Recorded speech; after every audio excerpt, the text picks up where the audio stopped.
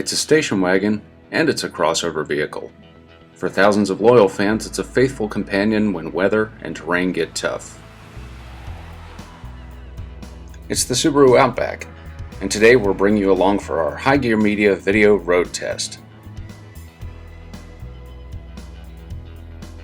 I'm Marty Padgett, the editorial director for High Gear Media, and this week I took to the foothills of Palo Alto, near High Gear Media's world headquarters, for our latest Outback road test.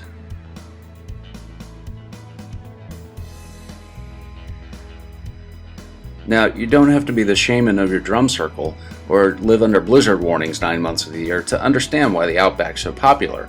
It sits in the middle of the mid-size crossover class, but it's almost a class of one since it's virtually the only vehicle of its kind to come with standard all-wheel drive. It has plenty of ground clearance, and priced from $24,000 for the base model, the Outback rises to about $32,000 model for the top versions. On paper, it competes with everything from the Toyota Venza to the Jeep Grand Cherokee to the Ford Edge and Nissan Murano. Talk about your crowded playing field.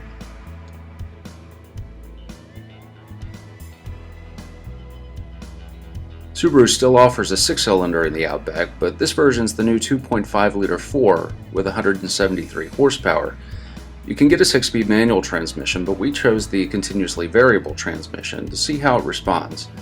In our test car, the manual paddle shift control helped a little bit. The engine's still a little thrummy, but it's powerful enough for civic duty.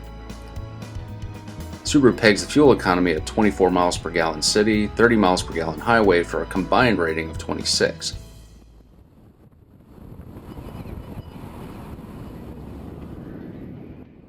Now, Subarus tend to feel light and car-like because flat engines lower their center of gravity.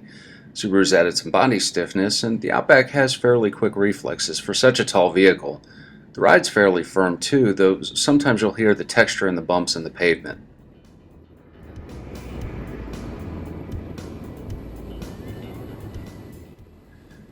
All-wheel drive and 8.7 inches of ground clearance help the Outback off-road, but on-road the system is pretty sophisticated. It can split traction from the front to the back by the millisecond.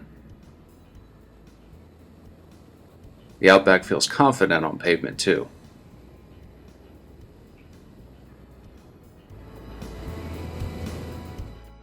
Along with a new grille, the Outback now gets some wood grain trim on the inside and some new seat fabrics, unless of course you get the leather trim.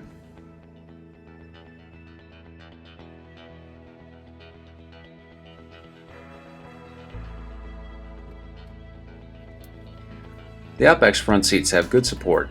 They could use a little bit more cushion under the legs, but headroom and legroom are good. Now in the back you can fold down the bench seats, exposing some cargo area in case you're carrying a lot of camping gear with you. When the seats are up, you can also get in the back seat for plenty of room, headroom and legroom, and you can even recline the seats, which is a great touch for long distance comfort.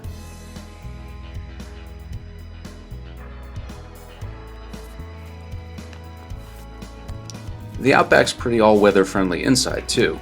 For the cargo area, you can get a rubberized liner, and there's a small cargo tray underneath for items that you want to keep out of sight.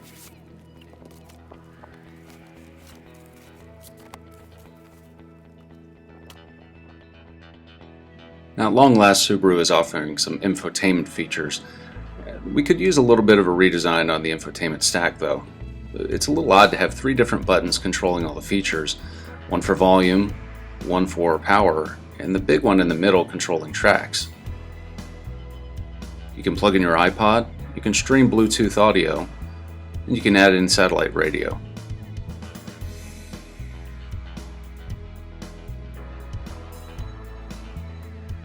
So what's the bottom line with the Subaru Outback?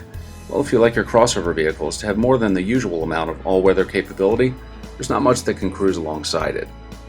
For more information, you can follow us at Facebook at The Car Connection and follow us on Twitter at Car Connection. I'm Marty Padgett for High Gear Media. Thanks for joining us.